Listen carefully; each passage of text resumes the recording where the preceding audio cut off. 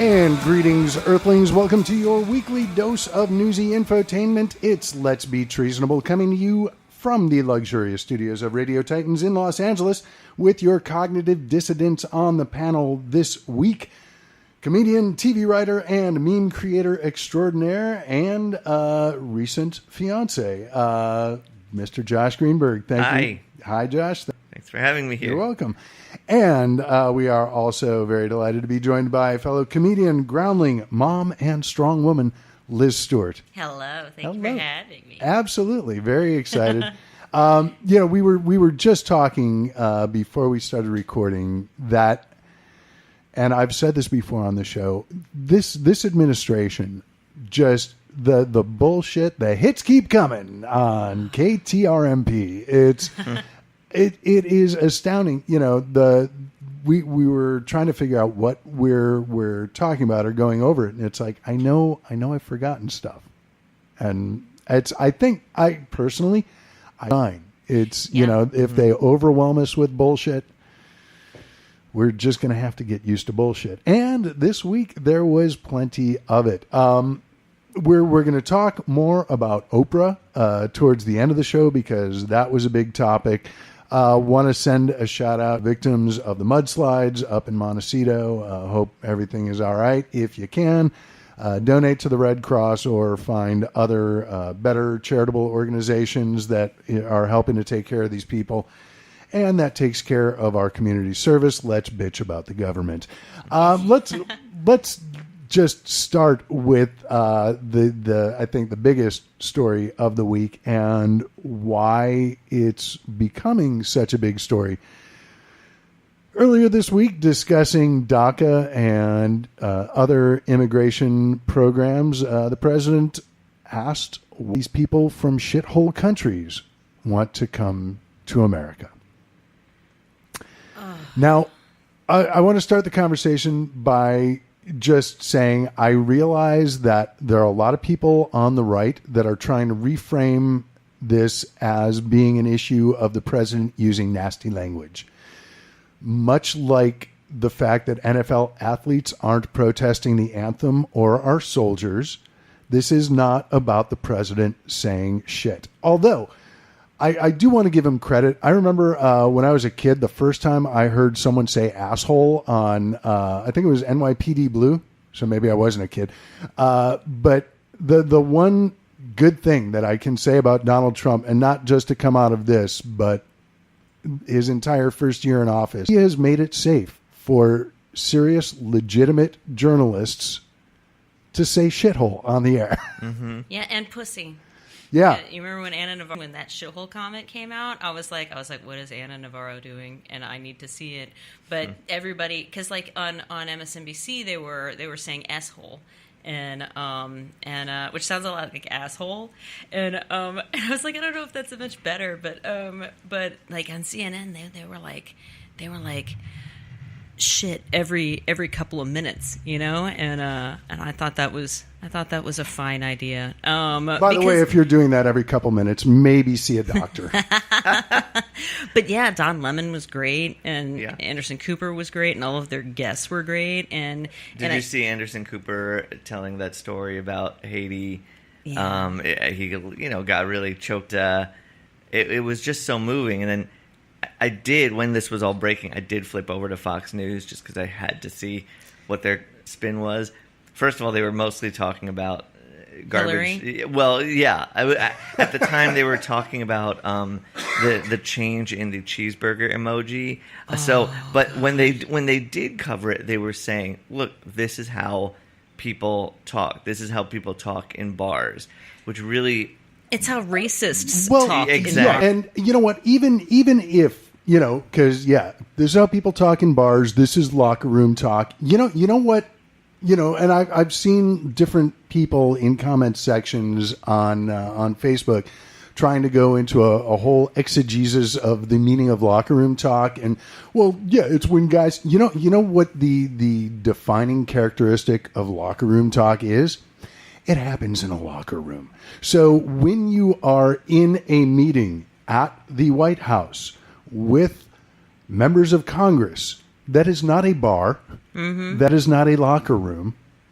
And this is, because I saw someone referring to when Obama said that, I think he said Assad had let the situation in Syria turn into a real shitstorm. And it's like, all right, well, first of all, that's not the same thing at all. This is trying to redirect the conversation to make it about saying a nasty word. And it's not. And Syria was a shitstorm. The situation in Syria. And that's one of the big differences is when Obama said that, he was referring to a specific military situation. Donald Trump is referring to entire countries and their people. Yeah. And it's not locker room talk, it's sexual predator talk, and it's not what you say in bars, it's what you say at a Klan meeting. And the one good thing about Donald Trump is that his level of disgusting behavior and reprehensible, chemical makeup, on a cellular level, everything about him is repugnant. I would be hard pressed to find any historical figure that was worse. He's like if Hitler and Caligula had a tiny dick and then it grew up, fuck him. A tiny dick and a brain disorder. Didn't grow up. And just got older. Alzheimer's. Good point, Josh. And didn't grow up. But it's gotten us to where we have to have these conversations about our underlying prejudices that against women for not being strong and being objects that you can just hook like a bowling ball if you think that they're pretty and they're supposed to just take it. And then also about people from countries that have black and brown populations being from when he said that if they saw America, they'd never go back to their huts in Africa. That's you don't get any more disgusting and racist than that. You don't, and so we have to address that. But it generally requires lighting crosses on fire. Right? So. Yeah. The other thing about this is I've come to the, because there were so many defenders of Trump this week, and someone on TV said it's gotten to the point where Trumpism is a religion, and the same way you wouldn't sort of challenge your family about their religion over Thanksgiving dinner, there's nothing more you can say if someone is just now wait a second, this guy seems a little racist. I didn't expect this. It's just they know it, they accept it, they love it. Everything he does just sort of buys into this, furthers this brand of Trumpism.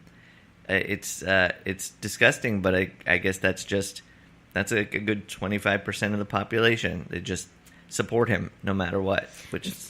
It's upsetting. because of that whole what was it? LBJ said that if you can convince white people that no matter how poor they are, they're still better than a black man, you have their vote forever, and that's who his base is. They're my wife left me, but at least I'm not Obama. Well, you're not smart, so you're not smart if you don't have a clue about how the country works, and your definitely kids don't not Obama. talk to you, so you're not Obama.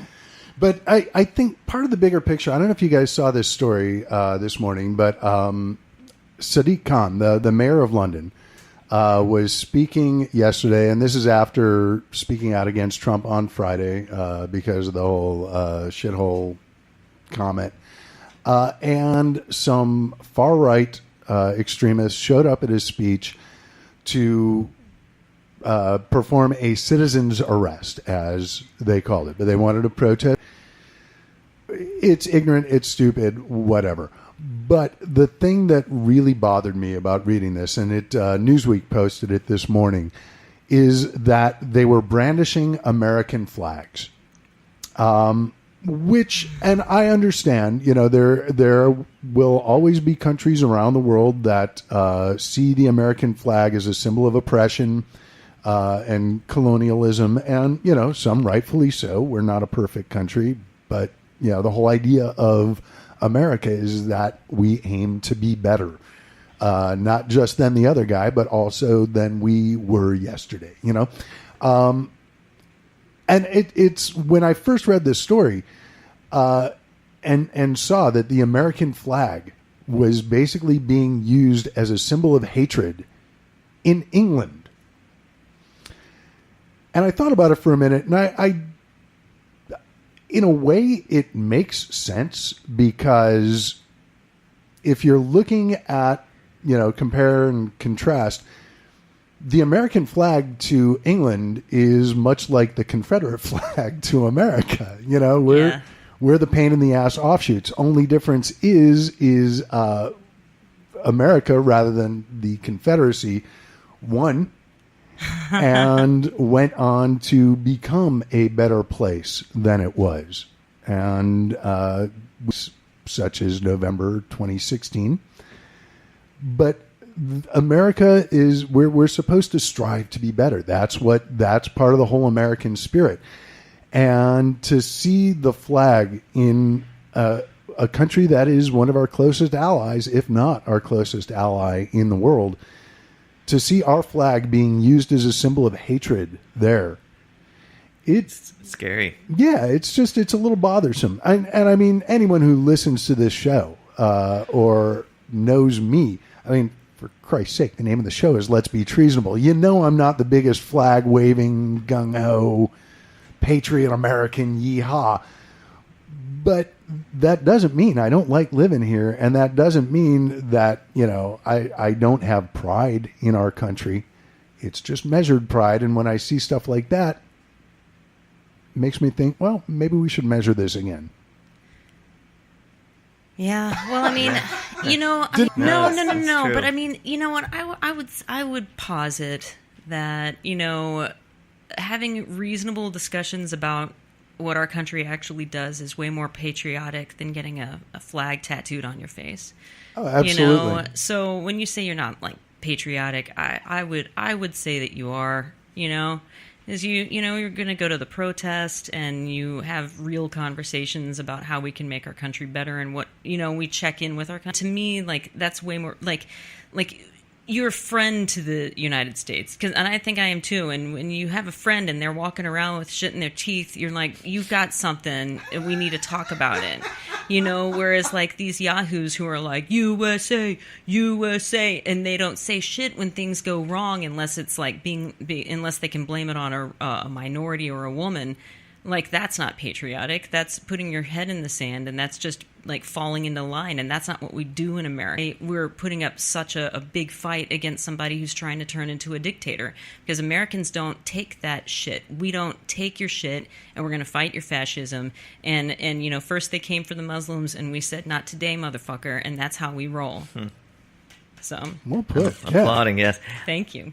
I just hope that other countries around the world don't see this as representative of the country. I mean, I think there are headlines in the last couple of days from around the world that are pointing out this shithole comment, and I think it's got to be hurting the standing of I mean, the whole Trump presidency has obviously sort of degraded the reputation of the United States. But this can't help. I hope that most Americans don't stand for the things that he does. I think they have to know. I think a lot of them do, but it does make us an easy target politically for anyone who wants to run on an anti-American. I mean, look at what's going on in Iran right now. People are protesting the oppressive religious government. And normally that would be great, but it's not like it's stopping the death to America. We're another part of the problem. It's not like they're going to come asking us for help to deal with their problem, because I think they see that with the current administration, it would be a waste of time. Right. There's no need to talk.